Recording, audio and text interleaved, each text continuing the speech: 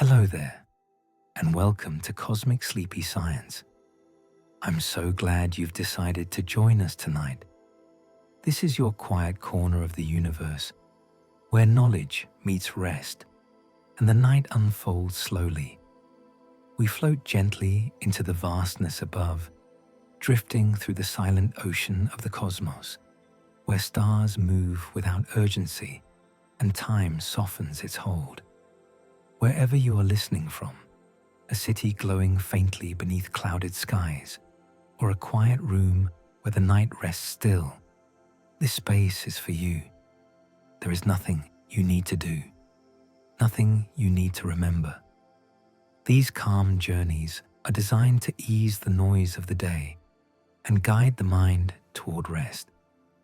If these peaceful explorations bring you comfort, a gentle like or subscribe helps this quiet corner continue, growing slowly, one curious mind at a time. And to everyone already here, thank you for being part of this calm constellation. There is no need to stay awake. If sleep arrives along the way, let it come. These words will continue softly, whether you are listening or resting. Now, take a slow breath and let the night carry us forward. Tonight, we drift through the quiet world inside your chest. We'll move slowly through the chambers of your heart. Rest within the gentle rhythm of blood flowing through your body, and float peacefully across the electrical pathways that keep everything moving in perfect time. We'll discover how your heart beats over 100,000 times each day without you ever thinking about it. How it pumps more than 2,000 gallons of blood through 60,000 miles of vessels.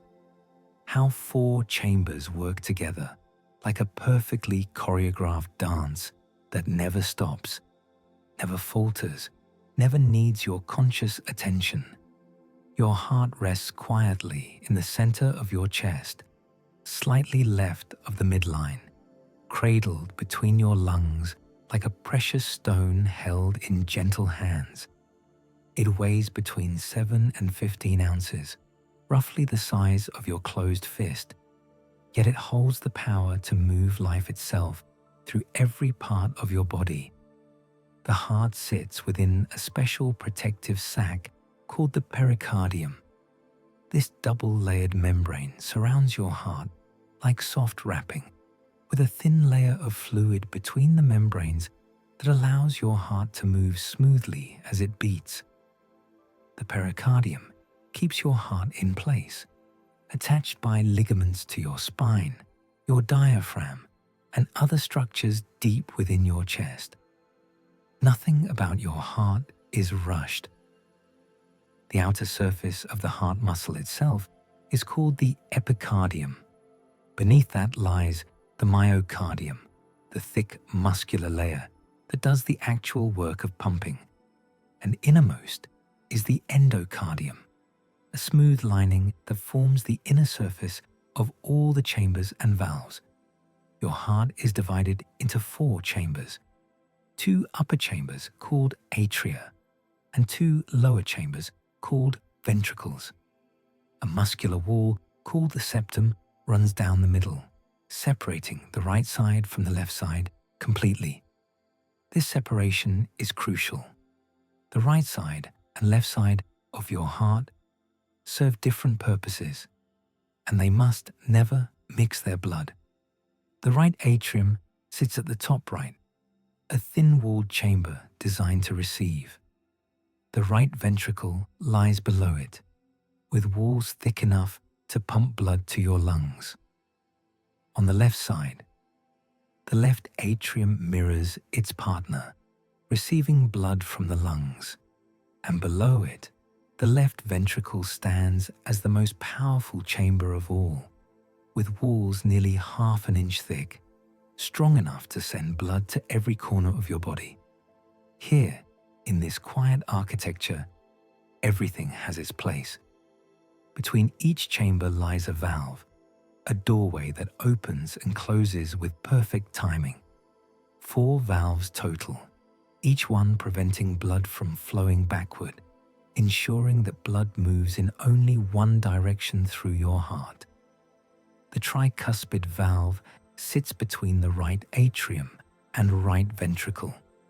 It has 3 leaflets, 3 flaps of tissue that open when the atrium contracts and close tightly when the ventricle squeezes, preventing any backward flow. The pulmonary valve stands between the right ventricle and the pulmonary artery, the vessel that carries blood to your lungs. This valve opens when the ventricle contracts, allowing blood to rush forward toward the lungs, and closes immediately afterward to prevent any return. On the left side, the mitral valve guards the passage between the left atrium and left ventricle. Unlike the tricuspid valve, the mitral valve has only 2 leaflets, but they are strong and perfectly shaped to seal completely when closed. Finally, the aortic valve sits between the left ventricle and the aorta, your body's largest artery.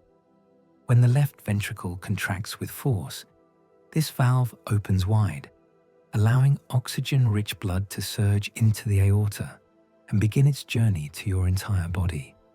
Each valve is supported by delicate structures. The mitral and tricuspid valves have thin, string-like tissues called chordae tendineae, which connect the valve leaflets to small muscles called papillary muscles within the ventricles. These structures work like the strings of a parachute, preventing the valves from flipping backward when pressure builds. Everything moves in rhythm. Everything follows the same ancient pattern. Blood vessels emerge from your heart like rivers branching from a mountain spring. The superior vena cava and inferior vena cava are the 2 largest veins in your body, bringing oxygen-poor blood from your upper and lower body back to the right atrium. The pulmonary artery carries blood from the right ventricle to the lungs. The pulmonary veins return oxygen-rich blood from the lungs to the left atrium, and the aorta, massive and thick-walled, arches upward from the left ventricle before branching into every artery that supplies your body. On the surface of the heart, small grooves called sulci mark the boundaries between chambers. These grooves are filled with fat and contain the coronary arteries, the blood vessels that supply the heart muscle itself with oxygen and nutrients. The heart, despite pumping blood to the entire body, cannot use the blood passing through its chambers.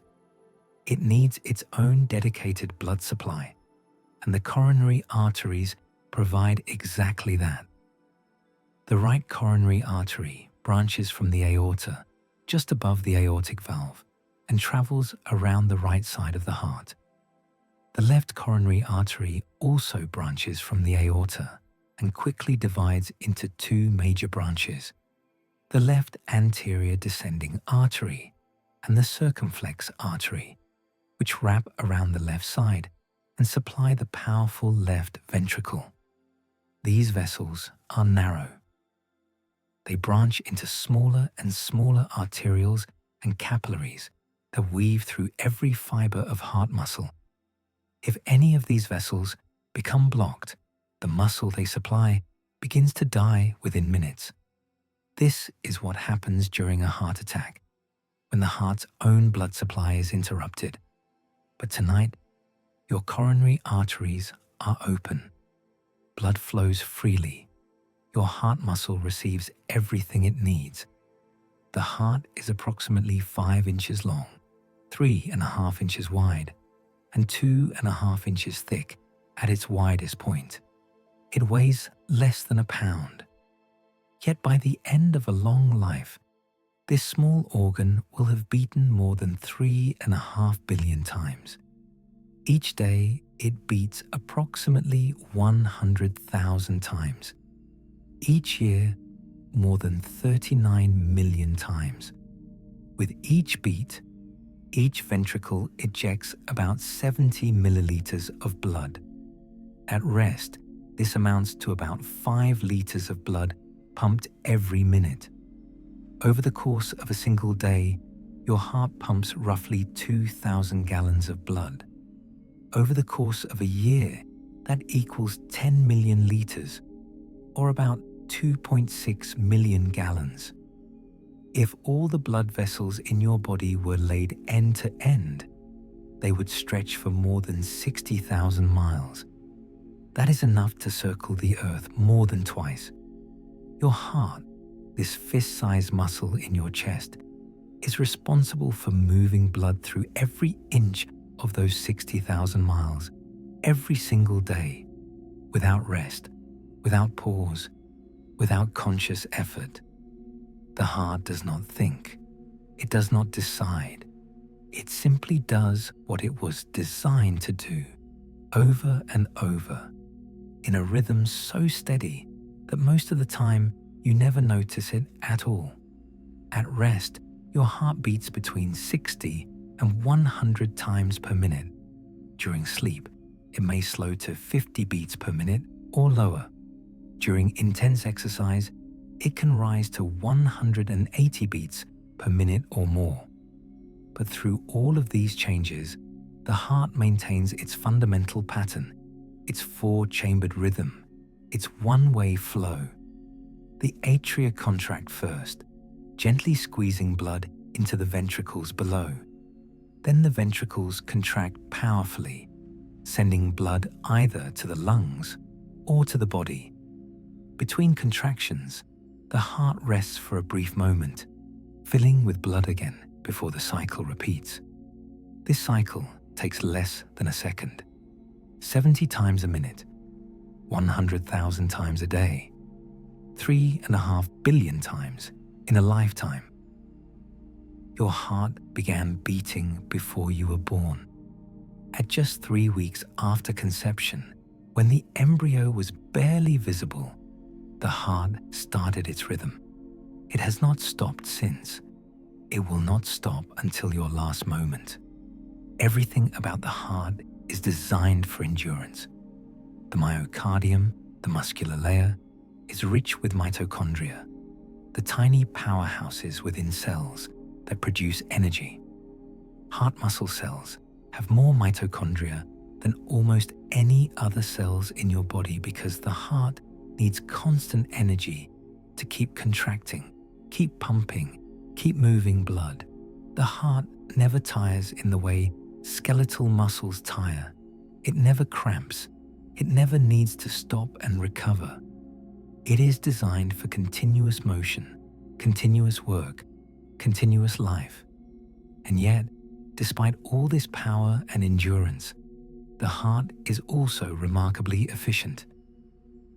It uses oxygen and nutrients carefully, extracting energy from glucose and fatty acids, converting chemical energy into the mechanical force of contraction.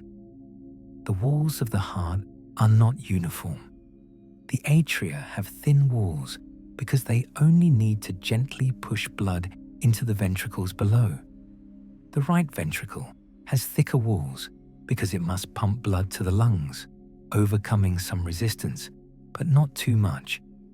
The left ventricle has the thickest walls of all because it must generate enough pressure to send blood through the entire systemic circulation, reaching your brain, your toes, your fingertips, every organ and tissue in between.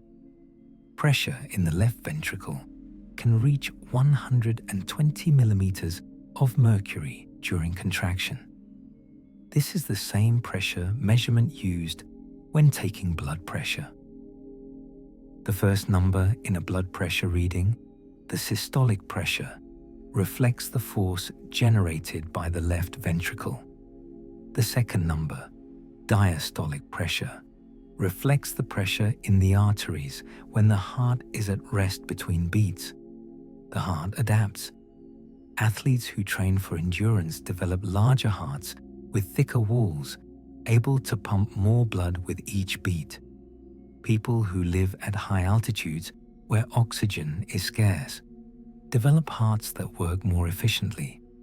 The heart responds to the demands placed upon it, growing stronger when challenged, maintaining balance when at rest. At this moment, your heart is beating steadily.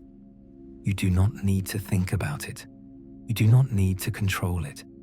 It is happening on its own, guided by systems we will explore shortly, systems that operate entirely without your conscious awareness. Rest now. Feel the gentle pressure of your pulse if you wish, but do not search for it. Let it simply be there, a quiet reminder that life is moving through you, steady and uninterrupted. Your heart does not pump blood in a single direction. It moves blood through two separate pathways, two distinct circuits that work in perfect coordination. One pathway travels to your lungs, the other travels to your entire body. These are called the pulmonary circulation and the systemic circulation. Each circuit serves a different purpose. Each begins and ends at a different side of the heart. Together, they create a continuous loop, a figure-8 pattern of flow that never stops as long as you are alive. The pulmonary circulation is the shorter of the two pathways. It moves blood from the right side of your heart to your lungs and back to the left side. Its purpose is simple but essential. Blood arrives at the right side of your heart carrying carbon dioxide, a waste product from your body's cells. The pulmonary circulation delivers this blood to your lungs, where carbon dioxide is released and oxygen is absorbed. The oxygen-rich blood then returns to the heart, ready to be sent to the rest of your body. Let's follow this pathway slowly. Deoxygenated blood returns to your heart through two large veins. The superior vena cava brings blood from your upper body, your head, neck, arms, and chest. The inferior vena cava brings blood from your lower body, your abdomen, pelvis, and legs. Both of these veins empty into the right atrium. The right atrium is a receiving chamber. It does not pump with great force. It simply collects the returning blood and gently passes it downward. As the right atrium fills, pressure builds slightly. The tricuspid valve, which has been closed, now opens. Blood flows from the right atrium into the right ventricle below, moving passively at first, drawn by gravity and pressure differences. Then the right atrium contracts, giving a gentle push, squeezing the last bit of blood through the tricuspid valve and into the right ventricle. This contraction is mild, just enough to top off the ventricle. Now the right ventricle is full. The tricuspid valve closes tightly, its three leaflets sealing shut, preventing any blood from flowing backward. You do not hear this closure, but if a doctor listens to your heart with a stethoscope, this closing makes the first sound of your heartbeat. The lub in lub-dub. The right ventricle begins to contract. Pressure rises quickly inside the chamber. When the pressure exceeds the pressure in the pulmonary artery, the pulmonary valve opens and blood surges forward into the pulmonary artery. The pulmonary artery is unique. It is the only artery in your body that carries deoxygenated blood. Arteries, by definition, carry blood away from the heart, regardless of whether that blood is oxygen-rich or oxygen-poor. The pulmonary artery splits into two branches, the right pulmonary artery and the left pulmonary artery, each traveling to one lung. These arteries continue to branch into smaller and smaller vessels, arterioles, and then capillaries. Tiny vessels so narrow that red blood cells must pass through them in single file. The capillaries wrap around millions of tiny air sacs in your lungs called alveoli. The walls of the capillaries and the walls of the alveoli are incredibly thin, only 1 cell thick, allowing gases to pass between them easily. Carbon dioxide, carried in the blood from your body cells, diffuses out of the capillaries and into the alveoli. At the same time, oxygen from the air you breathe diffuses from the alveoli into the capillaries, binding to hemoglobin molecules inside red blood cells. This exchange happens in silence. No effort is required.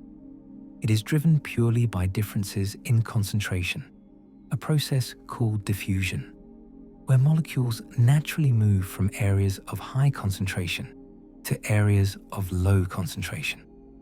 Within seconds, the blood passing through the lung capillaries is transformed. It releases its carbon dioxide. It absorbs fresh oxygen.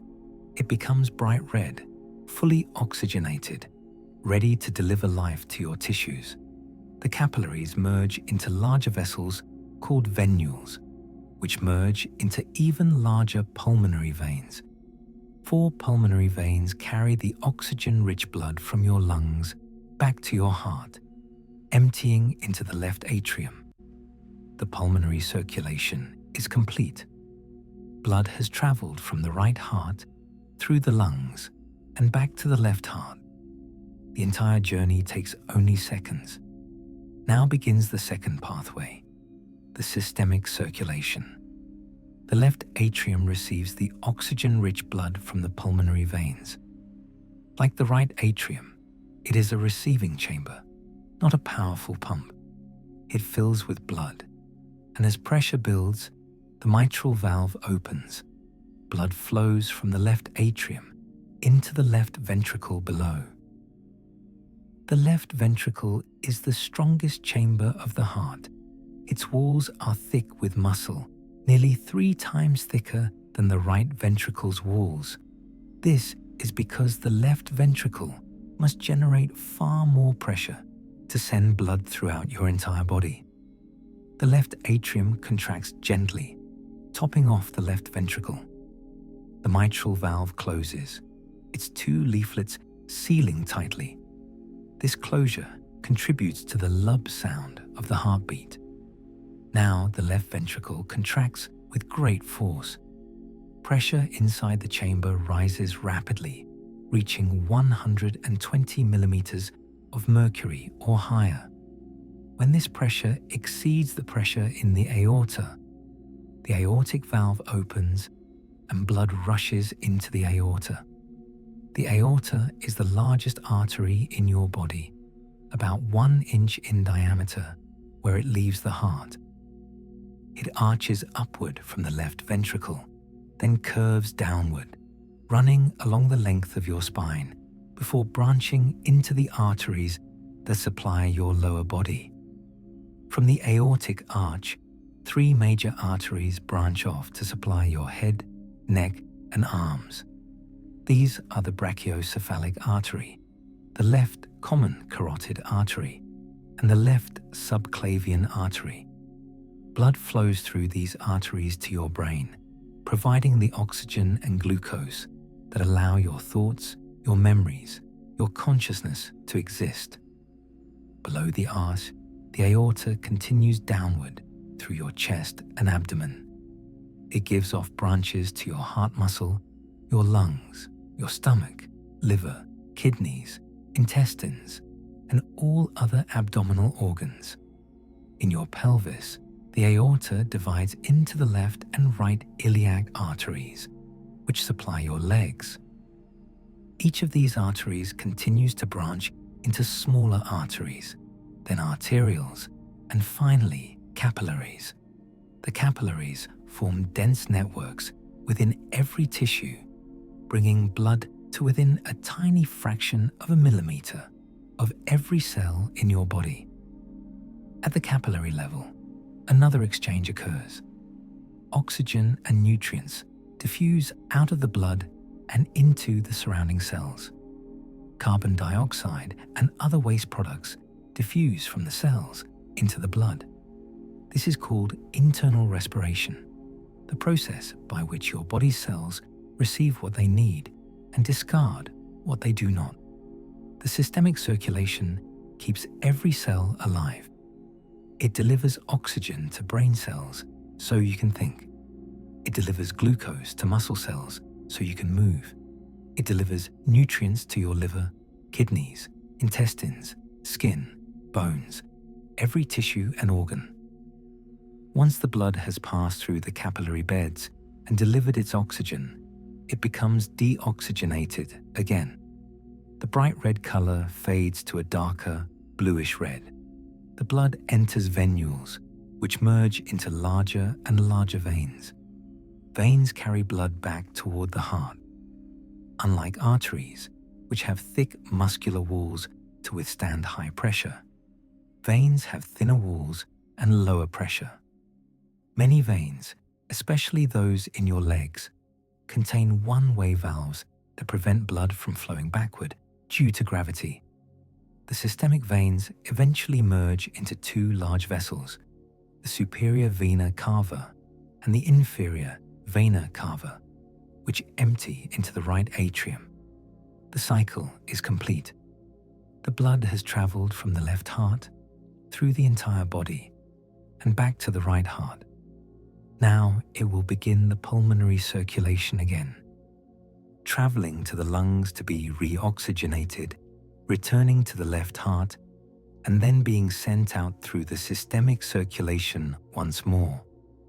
This figure 8 pattern repeats constantly. Right heart to lungs, lungs to left heart to body, body to right heart, over and over, every second of every day. The two pathways are not equal in size or pressure. The pulmonary circulation is a short, low-pressure system. Blood travels only a few inches from the right ventricle to the lungs and back to the left atrium. The pressure in the pulmonary arteries is much lower than in systemic arteries, typically around 25 millimeters of mercury during contraction, compared to 120 in the systemic arteries. The systemic circulation is a long, high-pressure system. Blood must travel from your heart to your toes, a distance of several feet, and then return. It must push through miles of blood vessels, overcoming resistance at every turn. The left ventricle generates the force necessary to maintain this flow. Both circuits are essential. Without pulmonary circulation, your blood would never be oxygenated. Without systemic circulation, your tissues would never receive that oxygen. The heart coordinates both pathways perfectly. The right atrium and left atrium contract at the same time. The right ventricle and left ventricle contract at the same time. Blood flows through both circuits simultaneously, in parallel, never interfering with each other, because the septum keeps the two sides completely separate. In a fetus, before birth, the pulmonary circulation is bypassed. The lungs are not yet functional, so blood flows through special openings and vessels that allow it to skip the lungs. After birth, when the baby takes its first breath, these openings close, and the pulmonary circulation begins. For the rest of life, the two pathways function as they were designed to. Blood moves in an endless loop, pulmonary and systemic, right and left, deoxygenated and oxygenated, receiving and delivering. The heart does not rest between these cycles.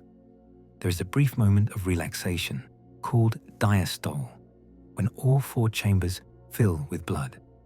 Then contraction begins again, called systole, when the ventricles empty. Diastole and systole alternate rapidly, 70 times a minute at rest. During diastole, the heart fills. During systole, the heart empties. Both are essential. Without diastole, the heart would have no blood to pump. Without systole, blood would never move.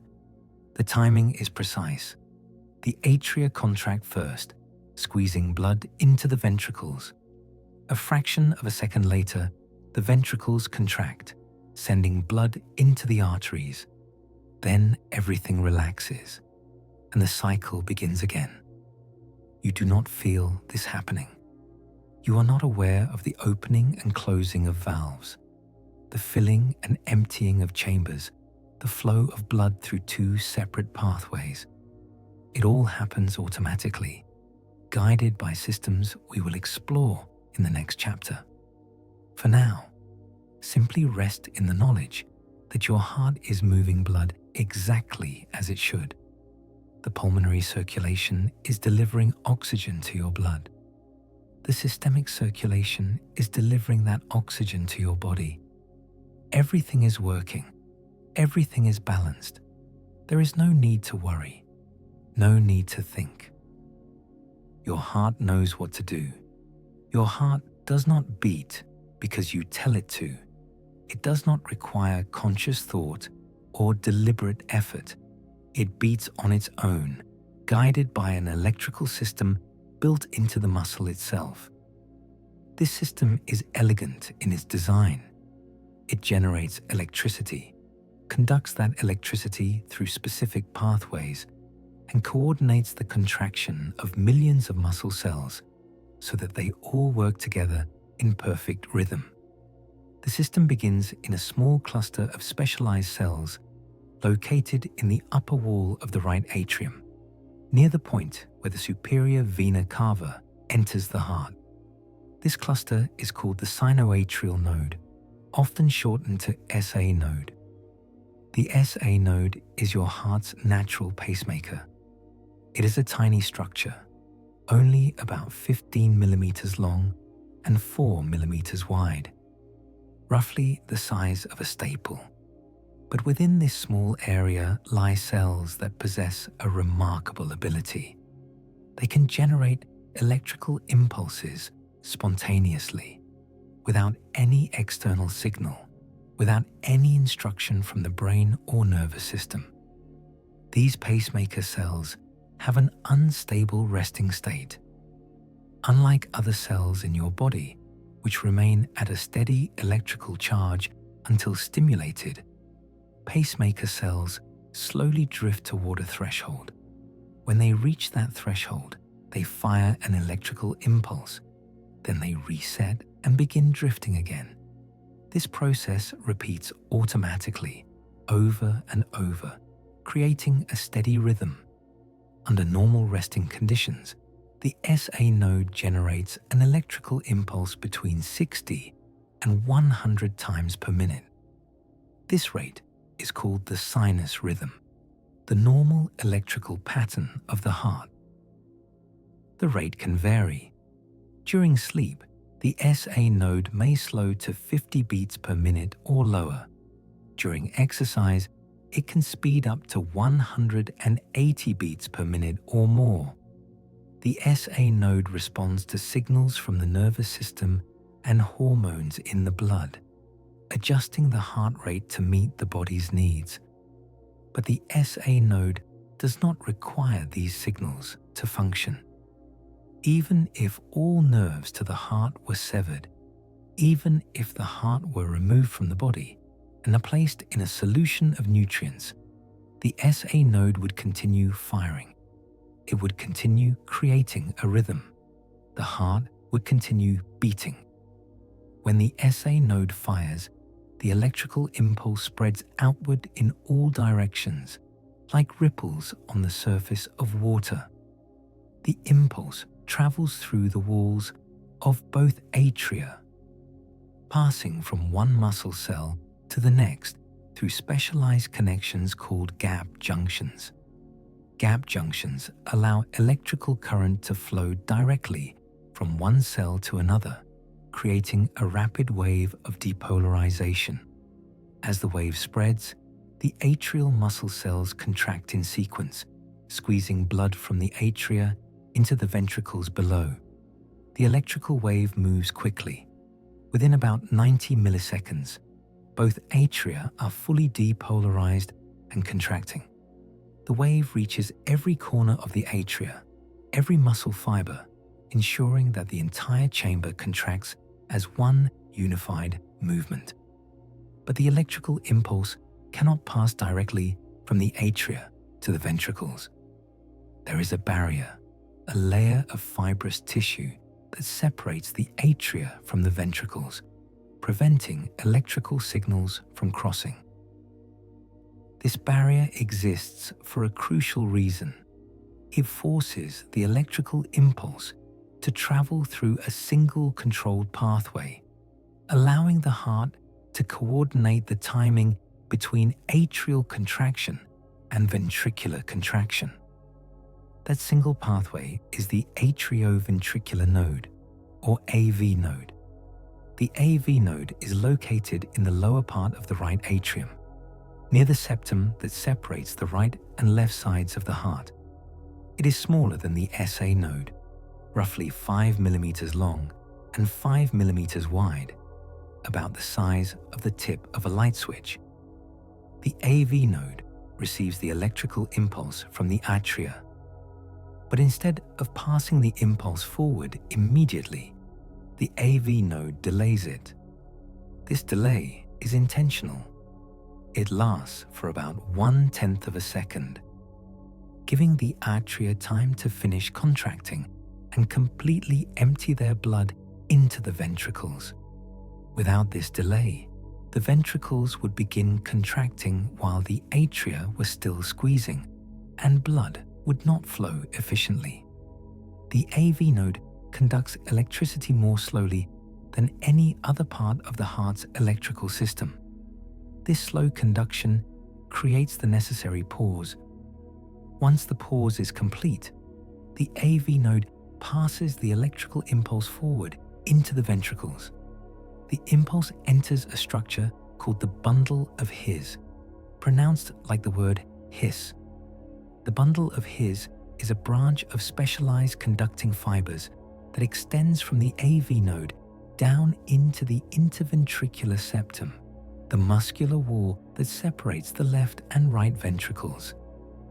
The bundle of His is about 20 millimeters long and 4 millimeters in diameter. It conducts electricity rapidly, much faster than the AV node, ensuring that once the impulse enters the ventricles, it spreads quickly. The bundle of His divides into two branches. The right bundle branch carries the electrical impulse down the right side of the septum toward the right ventricle.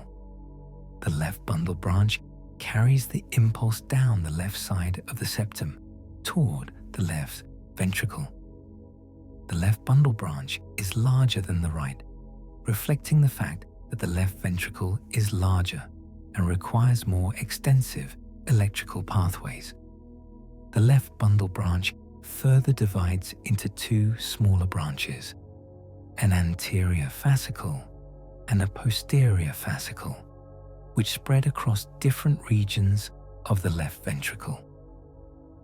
Both bundle branches travel downward toward the apex of the heart, the pointed bottom tip.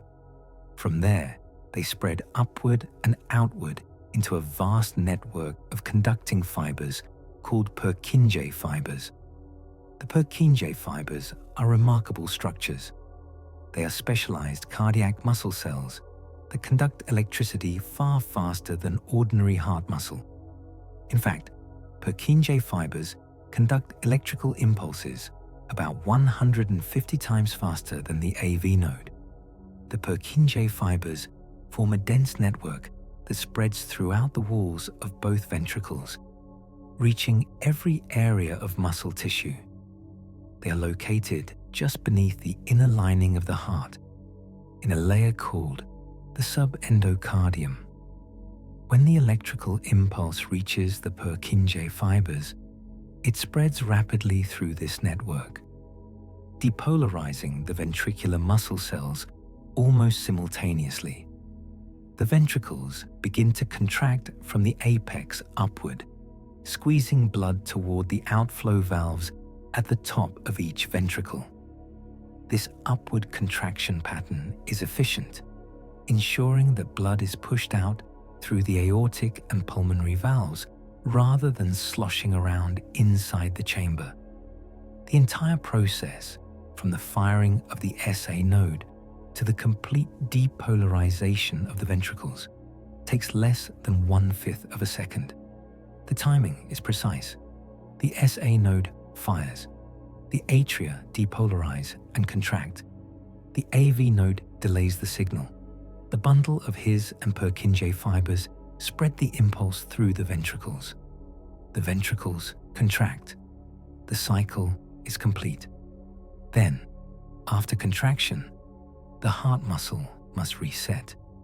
The cells must repolarize, returning to their resting electrical state so they can be ready to depolarize again with the next impulse. Repolarization happens automatically, driven by the movement of ions across the cell membranes. Sodium, potassium, and calcium ions flow in and out of the cells, creating the changes in electrical charge that allow contraction and relaxation to occur.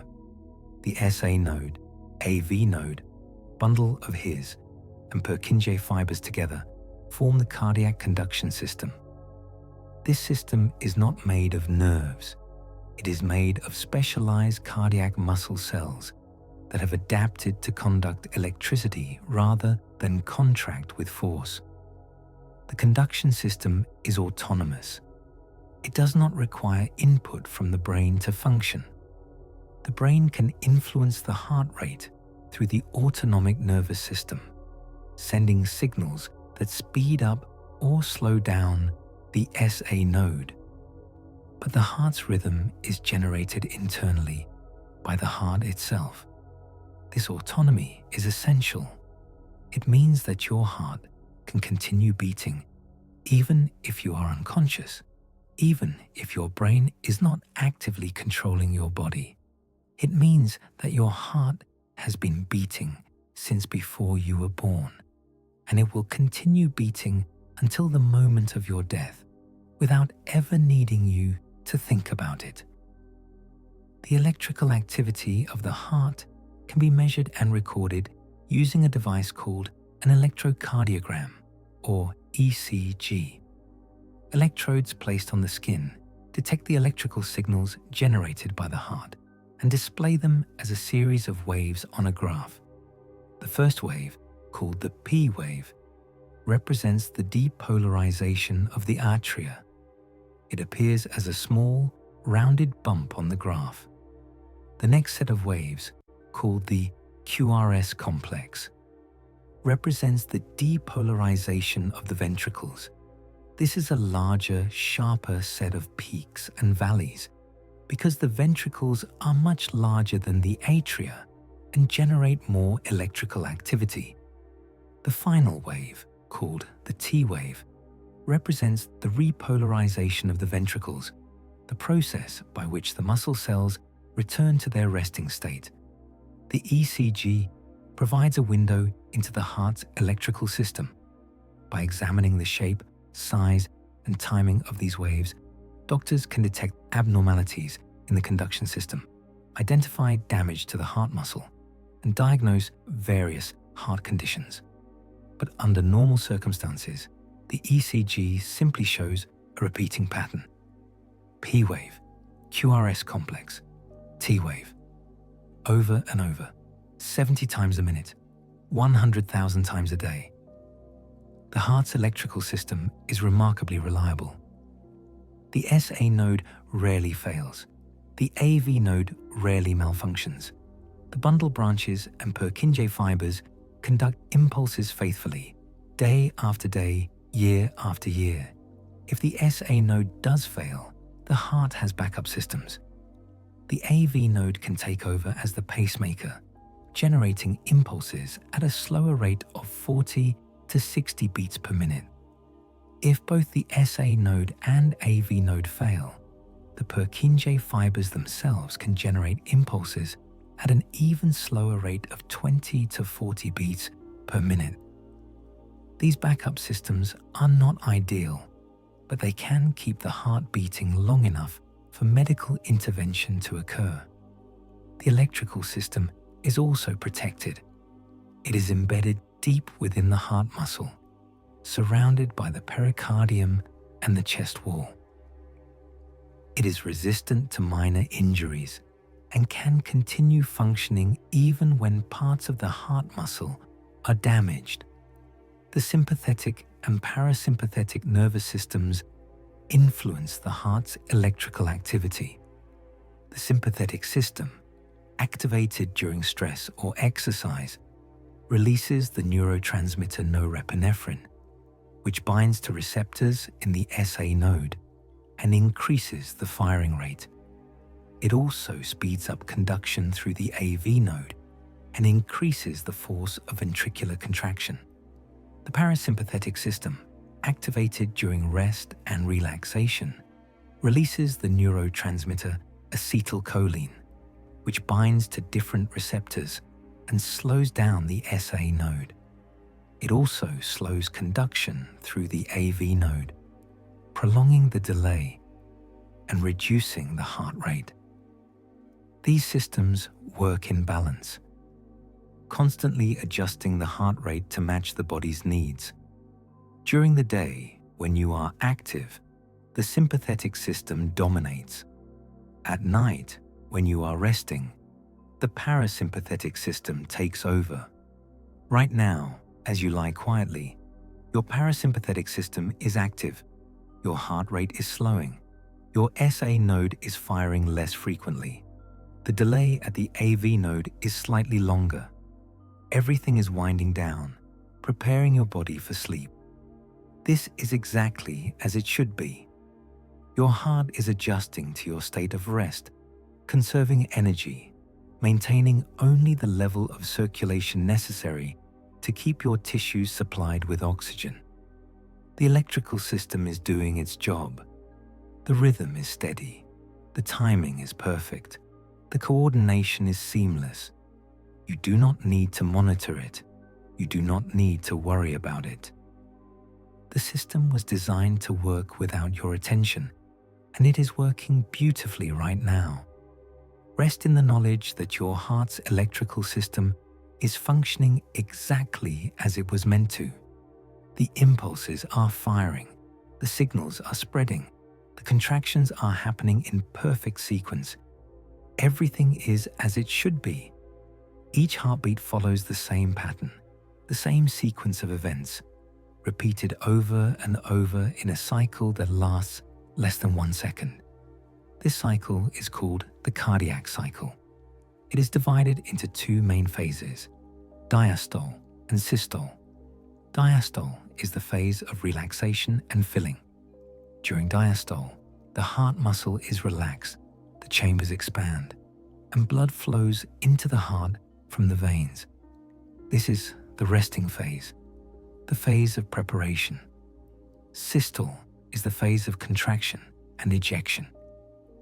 During systole, the heart muscle contracts, the chambers squeeze, and blood is pumped out of the heart into the arteries. This is the working phase, the phase of action. Both phases are essential. Without diastole, the heart would have no blood to pump. Without systole, blood would never move forward. The cardiac cycle begins with all 4 chambers relaxed. The atria are filling with blood from the veins. The ventricles are also filling as blood flows passively from the atria through the open atrioventricular valves. At this point, early in diastole, the heart is at its most relaxed. The muscle fibers are stretched but not contracting. Blood enters the heart smoothly, drawn by the negative pressure created when the ventricles relaxed at the end of the previous cycle. Most of the ventricular filling happens during this early phase. Blood rushes in rapidly at first, filling about 70% of the ventricle's capacity. Then the flow slows as the pressure inside the ventricle rises to match the pressure in the atrium and veins. Near the end of diastole, the SA node fires, sending an electrical impulse through the atria. The atria depolarize and contract, giving a final squeeze that pushes the remaining blood into the ventricles.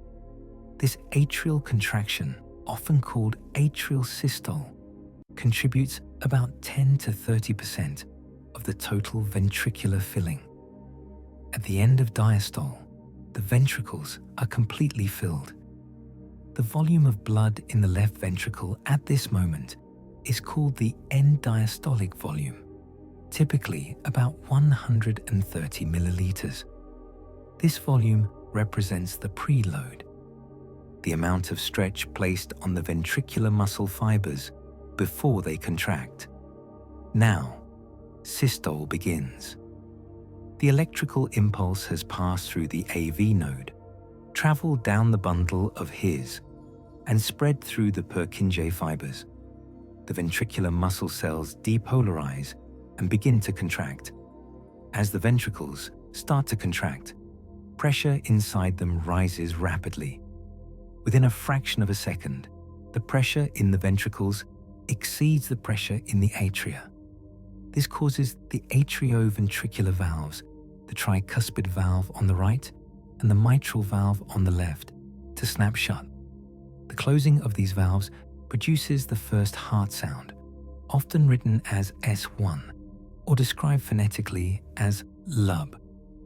This sound is created by the vibrations of the valve leaflets and the surrounding structures as the valves slam shut under pressure. If you were to place your hand on your chest, you might feel a faint pulse at this moment. If a doctor were to listen with a stethoscope, the lub sound would be clearly audible, marking the beginning of systole. Now all four valves are closed. The atrioventricular valves have just closed. The semilunar valves, the aortic valve, and pulmonary valve are still closed because the pressure in the ventricles has not yet exceeded the pressure in the arteries. With all valves closed, the ventricles cannot eject blood yet, but the muscle continues to contract and pressure continues to rise. The volume of blood inside the ventricles remains constant because no blood can enter or leave. This phase is called isovolumetric contraction. The term isovolumetric means same volume. The ventricles are contracting with force, but the volume of blood inside them is not changing. Isovolumetric contraction lasts only about 50 milliseconds, but during this time, the pressure inside the left ventricle climbs from near zero to over 80 millimeters of mercury. The muscle fibers generate tremendous force, preparing to overcome the resistance of the arterial system. Finally, the pressure in the left ventricle exceeds the pressure in the aorta, which is about 80 millimeters of mercury. The aortic valve is forced open by the pressure difference. Blood begins to surge out of the left ventricle into the aorta. At the same moment, the pressure in the right ventricle exceeds the pressure in the pulmonary artery, about 10 millimeters of mercury. The pulmonary valve opens. Blood flows from the right ventricle into the pulmonary artery. This marks the beginning of ventricular ejection. The ejection phase has two parts: rapid ejection and reduced ejection. During rapid ejection, the ventricles are contracting with maximum force. Blood pours out of the ventricles and into the arteries at high velocity. The pressure in the left ventricle rises even higher, peaking at about 120 millimeters of mercury. The pressure in the aorta also rises, reaching its maximum, called the systolic pressure. Rapid ejection lasts for about 130 milliseconds. During this time, more than 60% of the stroke volume, the total amount of blood ejected by the ventricle, is pushed out. Then the ventricles begin to repolarize. The T wave appears on the ECG. The muscle fibers start to relax.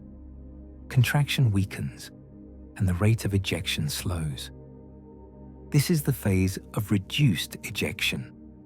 Blood is still flowing out of the ventricles, but the flow is slower now, driven by the momentum of the previous phase rather than active contraction.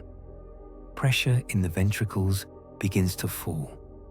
Reduced ejection lasts for about 150 milliseconds. By the end of this phase, the ventricles have ejected as much blood as they are going to eject. The volume of blood remaining in the left ventricle is called the end systolic volume, typically about 50 milliliters. The difference between the end diastolic volume and the end systolic volume is the stroke volume. In a healthy heart, the stroke volume is about 70 to 80 milliliters.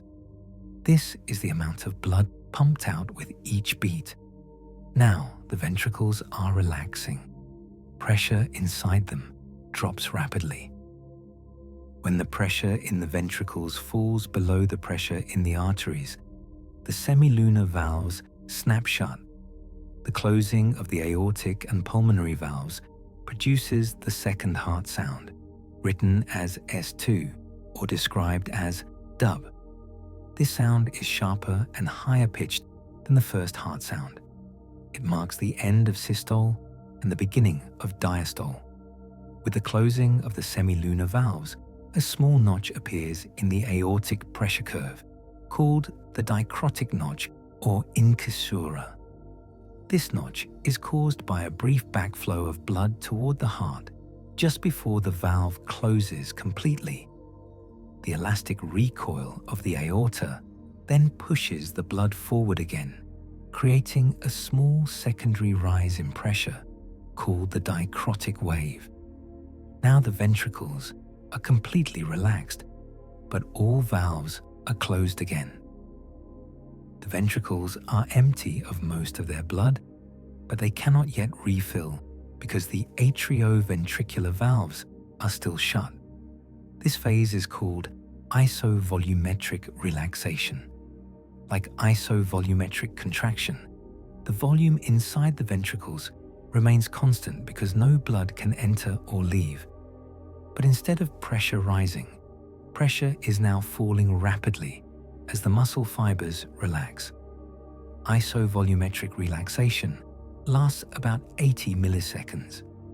During this time, the pressure in the ventricles drops from over 100 millimeters of mercury to near zero. When the pressure in the ventricles falls below the pressure in the atria, which have been filling with blood during systole, the atrioventricular valves open. Blood rushes into the ventricles. This is the rapid filling phase. Blood flows passively from the atria into the ventricles. Driven by the pressure difference, the ventricles expand, drawing blood in like a vacuum. About 70% of ventricular filling happens during this phase. Rapid filling lasts for about 110 milliseconds. The sound of blood rushing into the ventricles can sometimes be heard with a stethoscope, especially in children or young adults. This is called the third heart sound, or S3. In adults, an audible S3 can be a sign of heart disease, indicating that the ventricles are stiff or overfilled. After rapid filling, the flow of blood slows. The ventricles continue to fill, but at a much slower rate. This phase is called slow filling or diastasis. It lasts for about 190 milliseconds at a normal resting heart rate. Finally, the SA node fires again. The atria contract. Blood is squeezed from the atria into the ventricles, completing the filling process. This atrial contraction can sometimes produce a fourth heart sound, S4, especially if the ventricles are stiff and resist filling. In healthy hearts, S4 is usually not audible. The cardiac cycle is now complete. The ventricles are full. Systole is about to begin again. The pattern will repeat. At rest, the entire cardiac cycle lasts about 0.8 of a second. Systole occupies roughly 1/3 of this time, about 300 milliseconds. Diastole occupies the remaining 2/3, about 500 milliseconds. This means that your heart spends more time resting than working. Even though it beats constantly, it is actually relaxed and filling with blood for the majority of each cycle. During exercise, the heart rate increases and the cardiac cycle shortens. A cycle that took 0.8 of a second at rest might take only 0.3 of a second during intense activity. Systole shortens slightly, but diastole shortens much more. The heart has less time to fill with blood, but it compensates by contracting more forcefully and ejecting a larger percentage of the blood in each ventricle. Right now, your heart rate is slow. Your cardiac cycle is long. Diastole is extended, giving your heart plenty of time to fill completely between beats. Your heart is working efficiently, using minimal energy, maintaining circulation without strain. The coordination of the cardiac cycle is remarkable. The atria and ventricles must contract in the correct sequence. The valves must open and close at precisely the right moments. The pressure changes must occur in the correct order. All of this happens automatically, without your conscious control. The SA node fires at the right time. The AV node delays the signal by the right amount. The valves respond to pressure differences. The muscle contracts and relaxes according to the electrical signals it receives. The cardiac cycle is the fundamental rhythm of life. It is the pattern that moves blood through your body, delivering oxygen and nutrients, removing waste, maintaining the conditions necessary for every cell to function. This cycle began before you were born. Your fetal heart started beating at 3 weeks of development, following the same basic pattern it follows now. It has repeated billions of times since then. It will continue repeating until the end. The cycle does not require your attention. It does not need your awareness. It simply is. It simply happens. Over and over, day and night, waking and sleeping, active and resting. At this moment, your heart is in diastole. The chambers are filling. The muscle is relaxed. Everything is soft and quiet. Soon, the SA node will fire. The atria will contract gently. The ventricles will squeeze. Blood will move forward. Then relaxation again. Filling again. The cycle continues. There is a profound peace in this rhythm, a deep reassurance in its constancy. Your heart does not forget. It does not falter. It simply continues, beat after beat, cycle after cycle, without pause, without hesitation. Rest now. Let the cycle continue on its own. Let your heart do what it was designed to do. Everything is working exactly as it should. Your heart does not exist in isolation. It is deeply connected to every aspect of your life, responding continuously to your emotions, your activities, your choices, and your environment. The heart adapts to stress. It adjusts to exercise. It responds to sleep and wakefulness, to calm and anxiety, to health and illness. Understanding these connections helps reveal how profoundly your daily life influences this remarkable organ. Let us begin with exercise, one of the most powerful ways to influence heart health. When you begin to exercise, your muscles need more oxygen. They send signals through the nervous system and release chemicals into the bloodstream that tell the heart to work harder. the sympathetic nervous system becomes more active, releasing norepinephrine that speeds up the SA node. Your heart rate increases. At rest, your heart might beat 60 or 70 times per minute. During moderate exercise, it might rise to 120 or 140 beats per minute. During intense exercise, it can reach 180 beats per minute or higher, depending on your age and fitness level. But the heart does more than just beat faster. It also contracts more forcefully. Each beat ejects more blood. The stroke volume, the amount of blood pumped with each heartbeat, increases from about 70 milliliters at rest to perhaps 120 milliliters during exercise.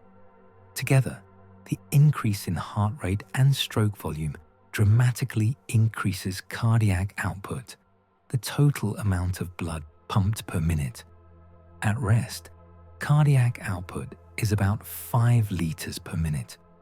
During maximum exercise, it can rise to 20 or even 30 liters per minute in highly trained athletes. This increase in blood flow delivers more oxygen to working muscles. The muscles use the oxygen to produce energy through a process called aerobic respiration. Carbon dioxide, a byproduct of this process, is carried back to the heart and then to the lungs to be exhaled. The heart itself benefits from exercise. Regular physical activity strengthens the heart muscle, just as it strengthens skeletal muscles. The walls of the left ventricle become slightly thicker and more powerful. The heart becomes more efficient, able to pump more blood with each beat even at rest. Studies have shown that people who exercise regularly have lower resting heart rates than those who do not. An athlete's resting heart rate might be as low as 40 or 50 beats per minute, while an untrained person's might be 70 or 80. This difference reflects the heart's increased efficiency. A stronger heart can pump the same amount of blood with fewer beats. Exercise also improves the health of the coronary arteries, the vessels that supply the heart muscle itself. Physical activity stimulates the release of a molecule called nitric oxide from the cells lining the blood vessels. Nitric oxide causes the vessels to relax and widen, improving blood flow. Over time, regular exercise can increase the number of small blood vessels in the heart muscle, providing better circulation. Research indicates exercise lowers blood pressure by approximately 5 to 7 millimeters of mercury, reducing strain on the heart and arteries. Guidelines recommend at least 150 minutes of moderate intensity aerobic activity each week, which can be divided into 30-minute sessions on 5 days. But exercise is not the only factor that influences the heart. Sleep plays a crucial role as well.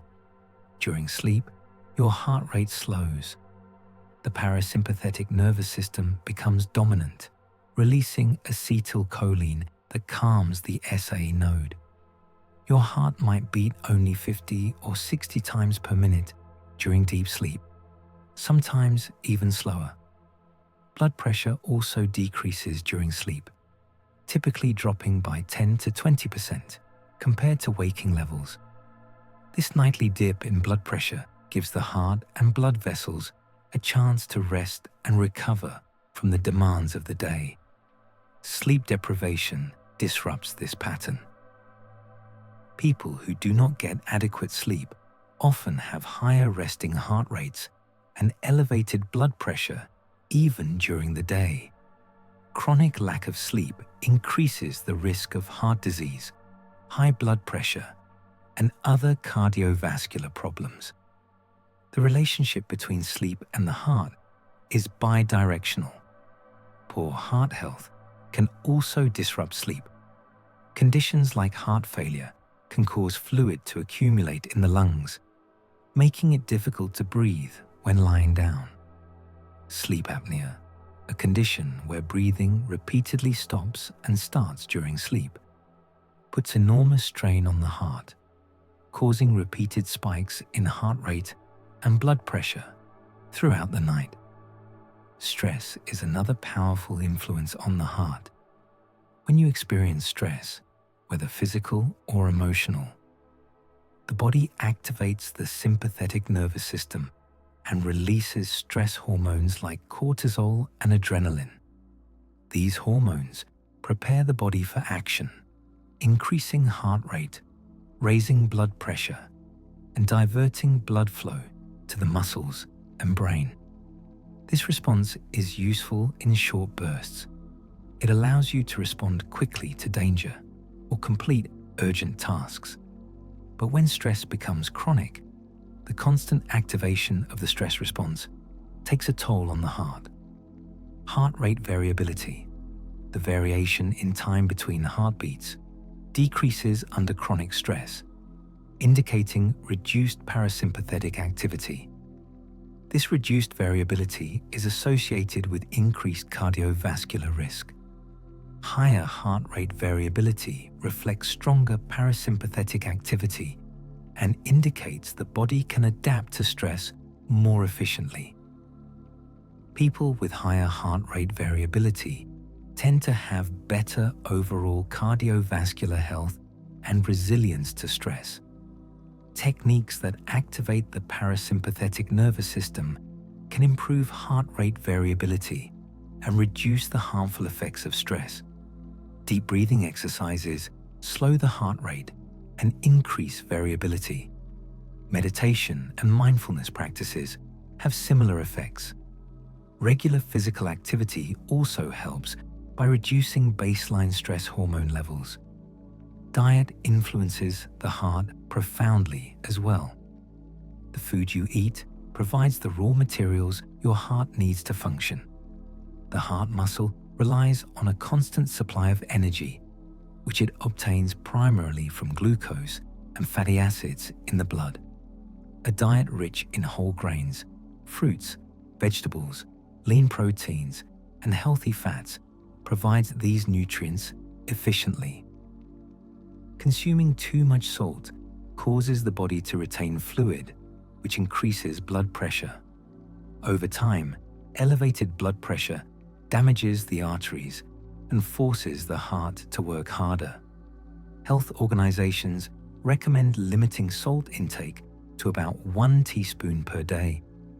Excess body weight also affects the heart. Obesity causes changes in blood vessels and other parts of the body that often increase blood pressure. The heart must pump blood through more tissue, which increases the workload. Losing even 5 to 10 pounds can lead to a measurable drop in blood pressure. Cholesterol, a fatty substance in the blood, plays a complex role. The body needs cholesterol to build cell membranes and produce certain hormones.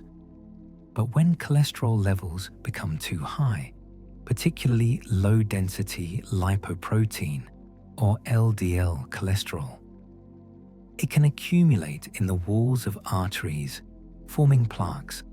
These plaques narrow the arteries and reduce blood flow. If a plaque ruptures, it can trigger the formation of a blood clot that completely blocks the artery. When this happens in a coronary artery, the result is a heart attack. The heart muscle supplied by that artery is suddenly deprived of oxygen and begins to die. A diet high in saturated fats and trans fats raises LDL cholesterol levels. A diet rich in unsaturated fats, fiber, and omega-3 fatty acids helps lower LDL and raise high-density lipoprotein, or HDL cholesterol, which helps remove excess cholesterol from the bloodstream. Smoking has devastating effects on the heart and blood vessels. Tobacco smoking damages blood vessel walls and accelerates the hardening of arteries. It increases blood pressure immediately and promotes the formation of blood clots.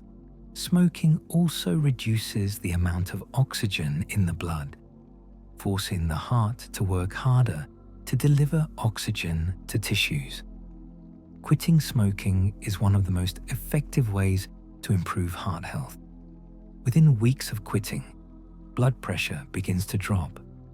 Within a year, the risk of heart disease falls by half compared to someone who continues smoking. Age affects the heart as well. As people grow older, the heart and blood vessels undergo gradual changes. The walls of the arteries become stiffer, less elastic. Blood pressure tends to rise. The heart muscle may thicken slightly, and the chambers may enlarge. The SA node, the natural pacemaker, loses some of its cells over time. Maximum heart rate decreases with age, roughly following the formula of 220 minus your age. A 20-year-old might reach a maximum heart rate of 200 beats per minute during intense exercise. A 60-year-old's maximum might be only 160. These changes are normal and do not necessarily indicate disease, but they do mean that the heart becomes less adaptable, less able to respond to sudden demands. This is why regular physical activity becomes even more important with age. Exercise helps maintain the heart's flexibility and efficiency, even as the natural aging process continues. Some people are born with heart conditions that affect how the organ functions. Congenital heart defects are structural problems present from birth. Some are minor and require no treatment. Others are serious and require surgical repair. Heart valve problems can develop over time. Valves may become narrowed, a condition called stenosis, which restricts blood flow, or they may become leaky, a condition called regurgitation, allowing blood to flow backward. Both conditions force the heart to work harder to maintain circulation. Arrhythmias are disorders of the heart's electrical system. The heart may beat too fast, too slow, or with an irregular rhythm. Some arrhythmias are harmless. Others are dangerous and require treatment with medications, implanted devices like pacemakers, or procedures to correct the abnormal pathways. Heart failure is a condition where the heart cannot pump blood effectively enough to meet the body's needs. It is not a sudden stopping of the heart, but rather a chronic weakening. The heart continues to beat, but it cannot maintain adequate circulation. Fluid accumulates in the lungs and tissues, causing shortness of breath and swelling. Heart failure can result from many causes: damage from a heart attack, prolonged high blood pressure, diseased heart valves, or conditions that affect the heart muscle directly. Treatment focuses on managing symptoms, improving quality of life, and slowing the progression of the disease. Despite these potential problems, the heart is remarkably resilient. It can adapt to a wide range of conditions. It can compensate for damage or dysfunction, at least for a time. And with proper care, most hearts can continue functioning well for many decades. Caring for your heart does not require perfection. It requires consistency. Small, sustainable changes in daily habits accumulate over time to produce significant benefits. Regular physical activity, even moderate activity like walking, strengthens the heart and improves overall health. A balanced diet rich in whole foods provides the nutrients the heart needs. Adequate sleep allows the heart to rest and recover. Managing stress through relaxation techniques or social support reduces harmful activation of stress responses. Avoiding tobacco and limiting alcohol consumption protect the heart and blood vessels from damage. Regular medical checkups allow for early detection and treatment of risk factors like high blood pressure or high cholesterol before they cause serious problems. The heart is not separate from the rest of your body or your life. It is intimately connected to everything you do, everything you feel, everything you experience. The choices you make each day influence the health and function of this vital organ. And yet, even as you make these choices, the heart continues its work. It does not wait for permission. It does not pause while you decide what to eat or whether to exercise. It simply beats, steadily and reliably, maintaining the flow of blood that keeps you alive. Right now, your heart is adjusting to your state of rest. The parasympathetic system is active. Your heart rate is low. Your blood pressure has dropped. The cardiac cycle is lengthened, giving your heart more time to fill with blood between beats. This is the heart's natural rhythm during sleep and relaxation. This is the state it returns to whenever you allow it, whenever you release the tensions of the day and settle into stillness. There is profound wisdom in the heart's design. It knows when to work hard and when to rest. It responds to what you need without you having to direct it. It maintains the balance necessary for life automatically, continuously, faithfully. Your heart has been with you since the beginning. It has beaten through every moment of your life, every joy, every sorrow, every triumph, every challenge. It has never stopped. It has never faltered for long. It has simply continued day after day, year after year, keeping the blood flowing, keeping life moving forward. Trust in this rhythm. Trust in this constancy. Your heart knows what to do. It always has.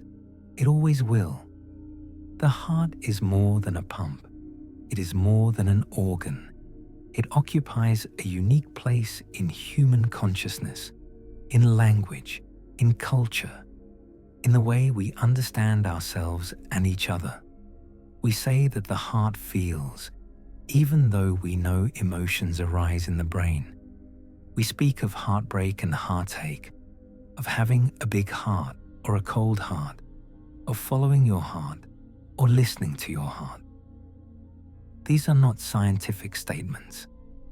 They are expressions of something deeper, something that connects the physical reality of the beating organ in your chest to the lived experience of being human.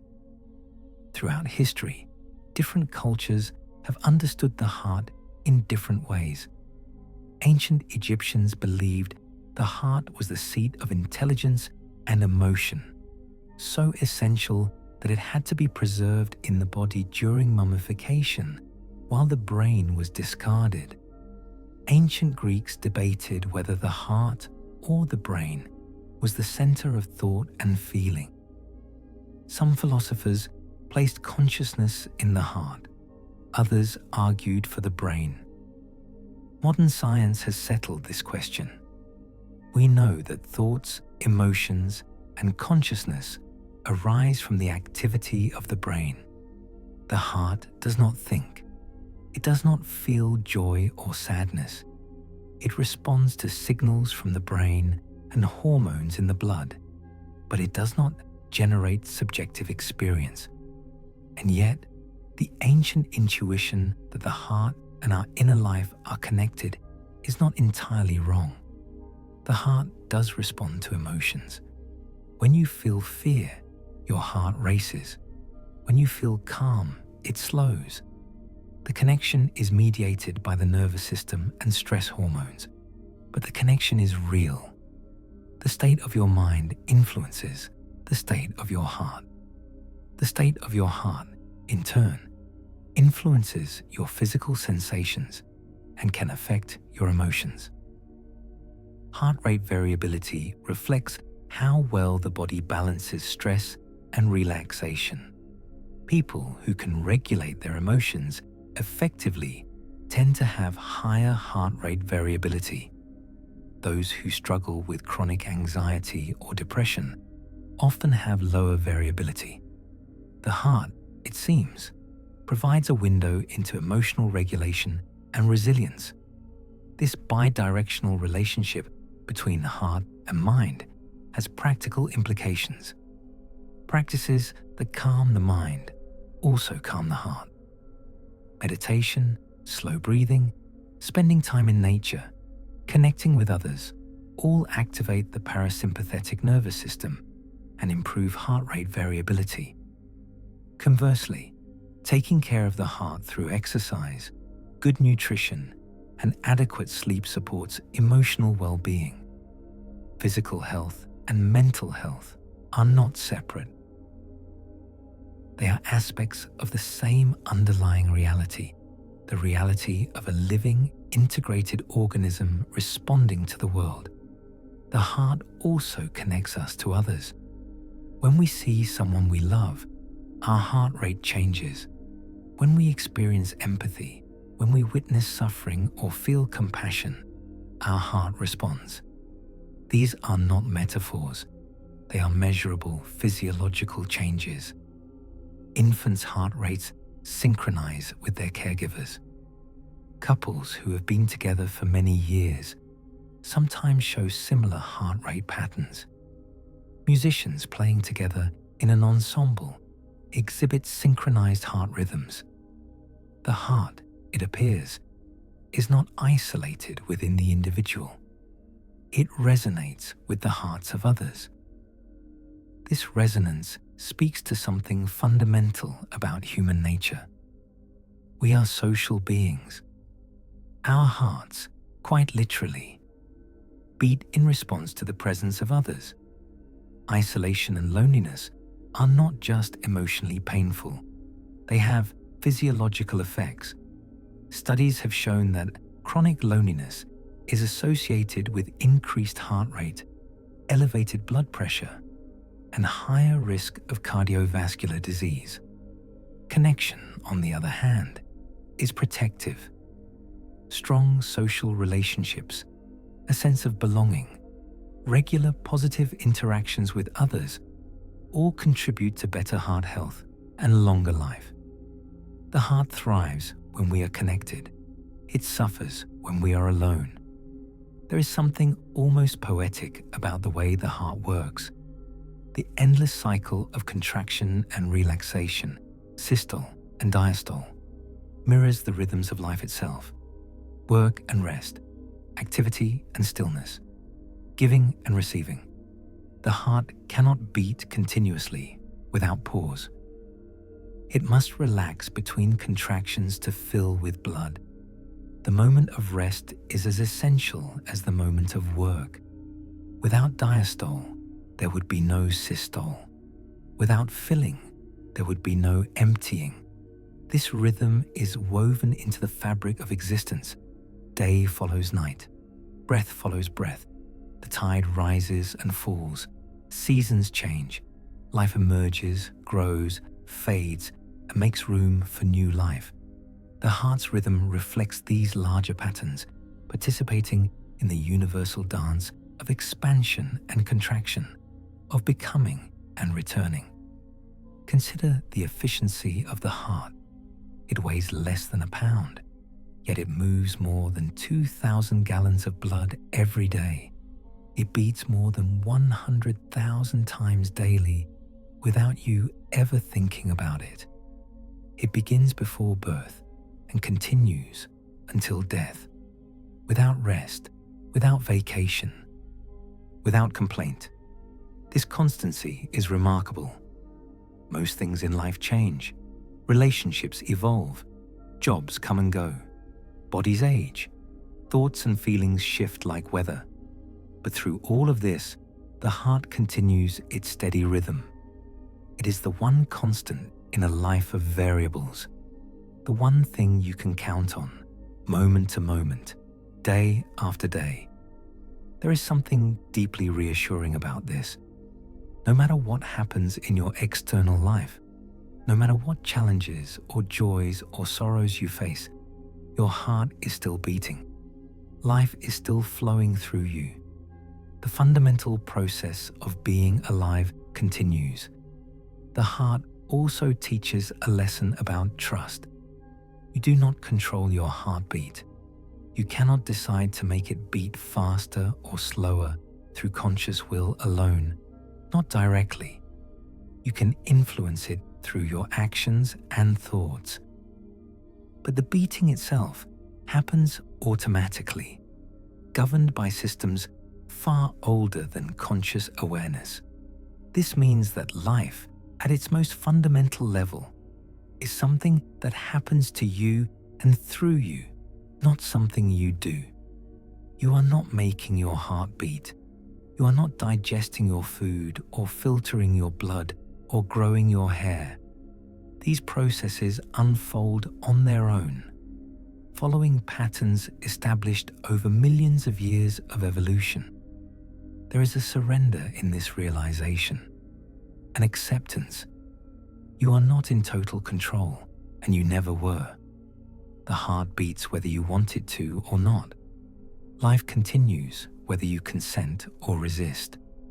There is freedom in accepting this, in letting go of the illusion that you must control everything, in trusting that the deep intelligence of the body knows what to do.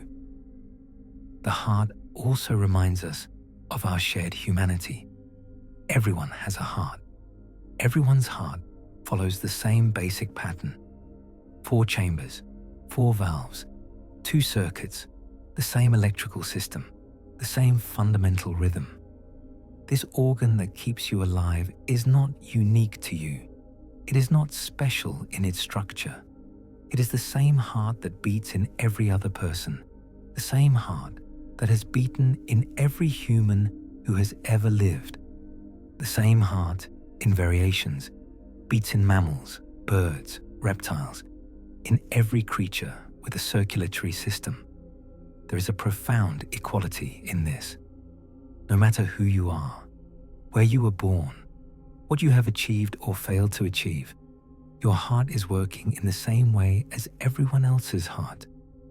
The blood flows through the same pathways. The valves open and close with the same timing. The electrical impulses follow the same sequence. In our hearts, we are all the same. We all depend on this same process, this same rhythm, this same flow of oxygenated blood delivering life to every cell. Our hearts connect us not just to each other, but to all of life, to the long evolutionary history that produced this remarkable organ, to the future generations whose hearts will continue beating long after ours have stopped. The heart, in the end, is a mystery wrapped in science. We can explain its mechanics. We can describe the flow of blood, the electrical impulses, the contraction of muscle fibers. We can measure pressures and volumes and rates. We can map every valve and vessel. But knowing how the heart works does not diminish its wonder. If anything, understanding the complexity and elegance of its design deepens the sense of awe. That such an organ exists, that it can sustain life for decades without conscious oversight, that it began forming just weeks after conception and will continue until the very end, is nothing short of miraculous. Your heart is beating right now. You do not have to do anything for this to happen. You do not have to remember or plan or effort. It simply is. And in its beating, life continues. Oxygen flows, energy is delivered, waste is removed, balance is maintained. There is peace in returning to this simple truth. The heart beats, life flows, moment by moment, breath by breath, one beat after another, stretching back to your beginning and forward to your end. A constant rhythm underlying everything else. Rest in this rhythm. Let it carry you. Let it remind you that life is happening, that you are alive, that the fundamental processes are working exactly as they should. The heart knows what to do. Trust it. Let it continue its ancient work while you drift into sleep, into rest, into the quiet spaces between thoughts where there is only breath and heartbeat and the gentle flow of being. Our journey tonight comes to its gentle close. We have drifted through the quiet chambers of your heart, explored the pathways where blood flows in its endless figure eight, from right heart to lungs, from lungs to left heart, from left heart to body, from body back to right heart, over and over in a rhythm older than memory.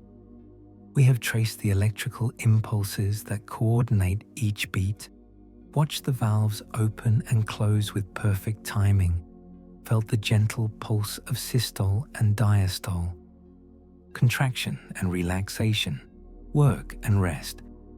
We have seen how the heart adapts to your life, responding to exercise and rest, to stress and calm, to the food you eat and the sleep you find, how it changes with age and circumstance, yet maintains its essential function, its constant work of keeping blood moving through every inch of your body. We have touched on the deeper meaning of the heart, the way this organ connects you to yourself, to others, to the vast stream of life that flows through all living things, the way it beats without your conscious effort, a faithful companion from your first moment to your last. All of this has been happening while you rested here. Your heart has continued beating, blood has continued flowing, oxygen has been delivered, carbon dioxide has been removed, the SA node has fired thousands of times. The ventricles have contracted and relaxed, the valves have opened and closed. Life has continued, automatically, steadily, reliably. You did not have to think about any of it. You did not have to control or manage or monitor. Your heart simply did what it was designed to do, and it will continue doing this work long after these words have faded, long after you have drifted into sleep. There is something deeply comforting in this knowledge. You are not alone in sustaining your life. Your heart is with you, has always been with you, will remain with you as long as you are here. It asks nothing of you except that you allow it to continue, that you provide it with what it needs, that you trust in its rhythm. At this moment, your heart is beating slowly. Your cardiac cycle has lengthened. The ventricles are filling completely during diastole, taking their time, in no rush. The atria contract gently. The valves close softly. The electrical impulses travel at their measured pace through the conduction system. Everything is working as it should. The pressure is balanced. The flow is smooth. The oxygen is being delivered. The system is in harmony. Feel the gentle rhythm if you wish, but do not search for it. Let it simply be there, a quiet presence in the background of awareness, like the sound of distant waves or wind moving through trees. Always present, always steady, always continuing. Your breath rises and falls. Your heart beats in response, adjusting its rhythm to match. When you breathe in, your heart rate speeds up slightly. When you breathe out, it slows down again.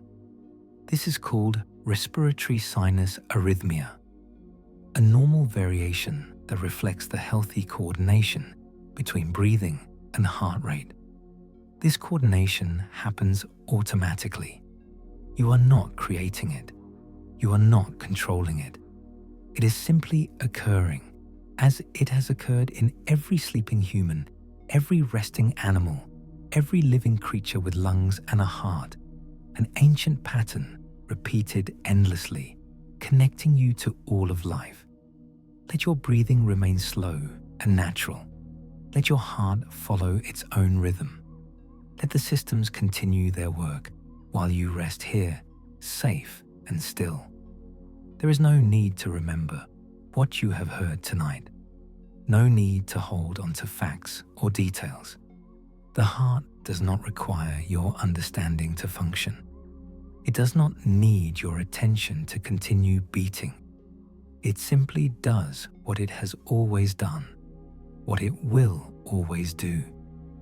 As long as life flows through you, if sleep has already found you, these words are just a soft background, a gentle texture in the landscape of dreams. And that is exactly as it should be. You do not need to stay awake. You were never meant to reach the end of this journey conscious. If you are still awake, still listening, let that be peaceful too. There is no pressure to sleep, no requirement to drift off at any particular moment. Simply rest. Simply be here. Let your body decide when the time is right. Your heart will continue whether you are awake or asleep. It will maintain its rhythm through deep sleep, through dreaming, through the lightest stages of rest. It will be there when you wake, still beating, still faithful, still constant. This organ in your chest, this fist-sized muscle, this collection of chambers and valves and electrical pathways has been your companion since before you were born. It has witnessed every moment of your life. It has adapted to every challenge. It has carried you through everything. And it will continue. Tomorrow, when you wake, your heart will still be beating. It will speed up as you become active, preparing your body for the day. It will respond to your emotions, your activities, your choices. It will work steadily through the hours, pumping blood, delivering oxygen, removing waste, and tomorrow night, when you return to rest, it will slow again. It will settle back into this quiet rhythm. It will continue its essential work while you sleep, maintaining the flow of life through the darkness, keeping you safe, keeping you alive. This pattern will repeat, day after day, year after year. The heart will continue its ancient rhythm, reliable and constant, asking nothing, giving everything. Thank you for taking this journey through the heart tonight. Thank you for learning about this remarkable organ. Thank you for allowing yourself this time to rest, to be still, to simply exist without effort or striving. Sleep well. Dream of blood flowing smoothly through clean arteries. Dream of valves opening and closing in perfect time. Dream of electrical impulses traveling through the conduction system. Dream of the steady, reliable rhythm that has been with you always and will remain with you still. Rest now. Your heart is beating. Life is flowing. Everything is as it should be. Let go of this day. Let go of any remaining thoughts or worries. Let go of the need to stay awake. Your heart will take care of you. It always has. It always will. Good night. Sleep well. Rest deeply. Your heart beats on, steady and true, carrying you gently into sleep.